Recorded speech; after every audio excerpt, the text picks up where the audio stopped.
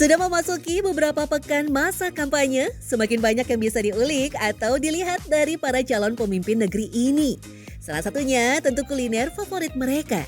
Tetapi tak hanya sekedar mengetahui makanan kesukaan, kebiasaan menyantap jenis rasa tertentu konon bisa menguak kepribadian seseorang, termasuk para cawapres.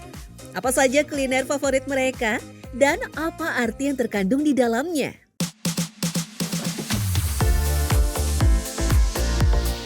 Muhaimin Iskandar atau yang akrab disapa Cak Imin punya beberapa makanan favorit. Pria kelahiran Jombang ini tak pernah bosan dengan makanan-makanan khas Jawa Timur. Salah satunya adalah rujak cingur. Rujak cingur Tanggulangan. Ya, bagi sebagian masyarakat, olahan berbahan dasar mulut sapi mungkin terdengar tidak lazim. Bahkan bagian yang ini seringkali dibuang karena dianggap aneh dan menjijikkan. Tapi hal itu tidak berlaku bagi masyarakat Jawa Timur. Mengkonsumsi cingur atau mulut sapi adalah bagian dari budaya turun-temurun. Menu cingur pun dipadukan dengan kuliner rujak yang diyakini berasal dari pedagang India yang pengaruhnya banyak terlihat di Semenanjung Melayu. Menu tersebut disisipi bumbu lokal khas pesisir Jawa Timur dan melahirkan kuliner legendaris rujak cingur. Uniknya, hal itu datang dari kreativitas demi mencari makanan pengganti daging yang dulu hanya menjadi makanan warga kelas atas. Tetapi jika ditelisik, Ketua Umum Partai Kebangkitan Bangsa ini memang menggandrungi segala makanan yang disajikan dengan salah satu penyedap khas Jawa Timur, yaitu petis. Dia juga menyebutkan salah satu favoritnya adalah tahu petis ataupun kerupuk asin yang dipadukan dengan sambal petis. Memang bagi masyarakat Jawa Timur, Madura sampai Pantura, petis menjadi sebuah keniscayaan yang selalu mendatangkan kenikmatan. Rasanya yang khas tak bisa digantikan oleh penyedap rasa apapun. Keistimewaan dari petis ini karena cita rasanya yang gurih, harum, yang mungkin nggak bisa ditemukan dalam bumbu lain. Yang kedua, mungkin ini adalah petis ini ya saus tambahan yang tradisional yang berberkas Indonesia. Sebagai kuliner asli Indonesia, petis menyimpan misteri tentang asal-usulnya. Salah satu literatur Babat Cirebon menjelaskan bahwa petis ada sejak zaman Kerajaan Pajajaran. Pada masa itu, Kuwu Cairebon atau sebutan Cirebon di masa lampau mempersembahkan hasil tangkapan para nelayan di wilayah utara Cirebon kepada Raja Galuh sebagai bentuk upeti. Ditemukannya petis sendiri tak lepas dari keberadaan terasi yang diolah dari gelondongan udang rebon rebus. Sisa air dari rebusan itulah yang kemudian diolah menjadi petis. Dari sinilah banyak yang berpendapat bahwa petis adalah ciptaan masyarakat Cirebon. Sumber lain menyebutkan bahwa petis berasal dari wilayah Sidoarjo yang memang selama ini terkenal sebagai penghasil petis.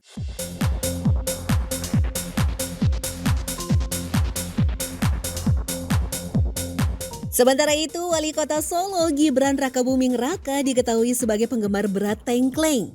Bahkan ketika warganet menanyakan makanan favoritnya, Gibran dengan tegas menjawab tengkleng rica di laman sosial medianya. Wajar saja, sajian daging kambing yang masih menempel di tulang-tulangnya ini memang telah menjadi menu populer yang berasal dari Solo.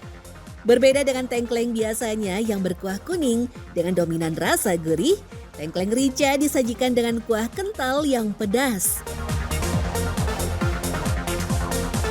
Namun siapa sangka, di balik lezatan dan kepopulerannya, tersimpan sebuah cerita kelam tentang asal-usul kedua makanan ini. Meski ada banyak versi tentang asal-muasal tongseng dan tengkleng, sebagian besar pakar kuliner meyakini kedua makanan ini muncul sejak abad 18, tepatnya di era penjajahan. Kala itu mengkonsumsi daging hanya bisa dinikmati oleh kaum bangsawan dan kolonial saja. Biasanya, sisa dari daging tersebut akan menjadi limbah pangan. Bagian yang dianggap tak layak untuk dimakan seperti tulang, kepala, kaki, dan jeroan, kemudian diambil dan dimasak oleh kaum pribumi dengan racikan bumbu rempah yang ada. Dan tadi sangka ternyata rasanya sangat lezat. Sejak saat itu, olahan ini terus dibuat dan menjadi makanan penyelamat kelaparan. Ya, dulunya hidangan untuk rakyat jelata ini merupakan makanan sisa. Karena para bangsawan di masa penjajahan Belanda hanya menyantap dagingnya saja untuk diolah menjadi gulai. Jadi para pelayannya hanya mendapat tulang, jeroan, kaki, sampai kepala kambing.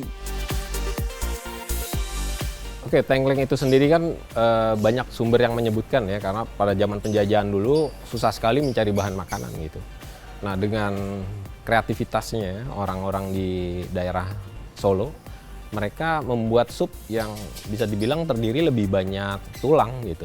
Ada jeroan juga, ada yang dari bagian-bagian kepala kambing gitu ya.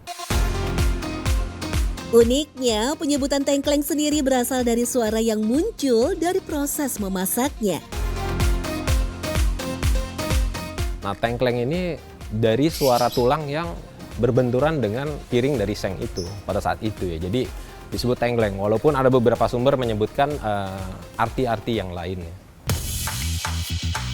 Kalau hidangan sederhana satu ini adalah makanan kesukaan Menteri Koordinator Bidang Politik, Hukum dan Keamanan RI Mahfud MD.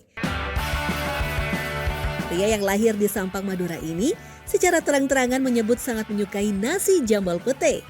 Potongan ikan jambal roti yang disiram kuah santan dipadukan bersama pete dan kemangi akan menimbulkan sensasi gurih tersendiri.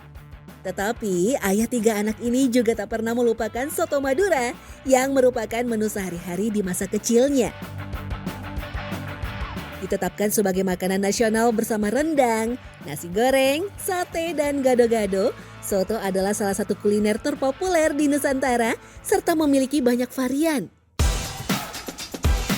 Mengutip Ari Budianto dan Intan Kusumawardani, istilah soto merujuk dari salah satu jenis makanan Cina yang dalam dialek Hokkien disebut chowdo, jautoh, atau chowtu, yang artinya jeroan dengan rempah-rempah. Di Indonesia, soto pertama kali dikenal di pesisir pantai utara Jawa pada abad ke-19 Masehi, yakni masakan berkuah dengan potongan daging ataupun jeroan. Dennis Lombard dalam buku Nusa Jawa II, Silang Budaya Jaringan Asia, juga mendukung pendapat tersebut. Dijelaskan salah satu aktivitas para imigran dari Cina kala itu adalah membuka rumah makan di pesisir Jawa. Lanjut Lombard, usaha kuliner yang dirintis oleh orang-orang Tionghoa, termasuk peranakan, cukup mendominasi kala itu. Bukan cuma berbentuk warung atau restoran, tidak sedikit dari mereka yang berjualan dengan berkeliling menggunakan gerobak atau pikulan. Dari sinilah soto mulai dikenal oleh masyarakat Nusantara, dijajakan dengan menggunakan gerobak atau pikulan. Soto kala itu disajikan dengan mangkuk keramik dan sendok sup atau sendok bebek. Ibarat bineka tunggal ika, jenis kuliner yang satu ini memang bermacam-macam jenis dan variannya, namun tetap satu jua dalam kemasan yang bernama soto. Biasanya di satu daerah punya rasa yang sama-sama disukai. Misalnya di daerah tertentu lebih suka rasa asam pedas. Daerah tertentu ada yang rasanya gurih, asin. Ada yang juga manis. Nah, begitu pula dengan soto, makanya soto di setiap daerah di Indonesia punya cita rasa yang biasanya khas, tergantung dari daerah mana. Dari berbagai sumber disebutkan bahwa cara seseorang memilih menu favoritnya memang bisa menunjukkan kepribadiannya. Menurut penelitian Monell Chemical Science Center, makanan seperti daging yang memiliki kandungan tinggi protein bisa membuat seseorang mudah bergaul secara sosial. Bisa dibilang mereka adalah social butterfly yang tak bisa duduk diam sendirian. Terdapat penelitian juga ya di dalam sebuah jurnal tentang perilaku makan ini atau eating behavior. Disebutkan orang-orang yang menyukai mengonsumsi daging ya, terutama daging berwarna merah ini, memang orang-orang yang cenderung menghargai kekuatan dan kekuasaan gitu. Sementara penelitian yang dilakukan ahli saraf dan psikiater sekaligus founder Smell and Taste Treatment and Research Foundation, Dr. Alan Hirsch, menemukan bahwa orang-orang penyuka makanan asin dan gurih adalah orang-orang yang tegas dan menginginkan kepuasan langsung dari usaha yang dilakukannya. Penyuka rasa asin ini orangnya dianggap santai ya, dalam arti lebih santai dalam menanggapi situasi atau keadaan gitu. Dan dianggap orangnya cukup humoris. Akan tetapi mereka juga memiliki sifat yang ambisius. Salah satu kelebihannya adalah mereka memiliki motivasi yang tinggi dalam mengembangkan dirinya. Mungkin dalam bentuk karakter, pengetahuan, dan lain-lainnya. Sedangkan orang-orang dengan cita rasa gurih ya atau savory ini memang terlihat easy going.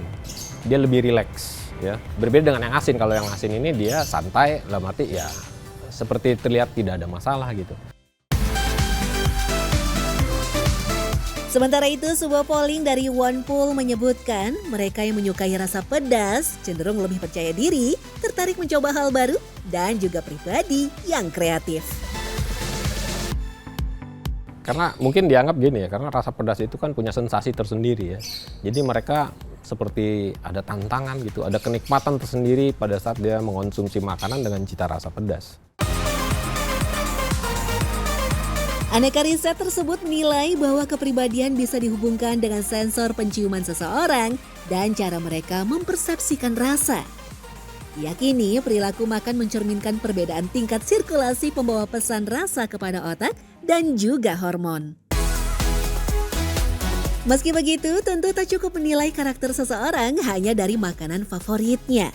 Pasalnya, kebiasaan tentu juga dipengaruhi oleh latar belakang dan asal dari orang tersebut. Tetapi kita patut bangga bahwa 3 cawapres kita adalah penyuka hidangan asli Nusantara.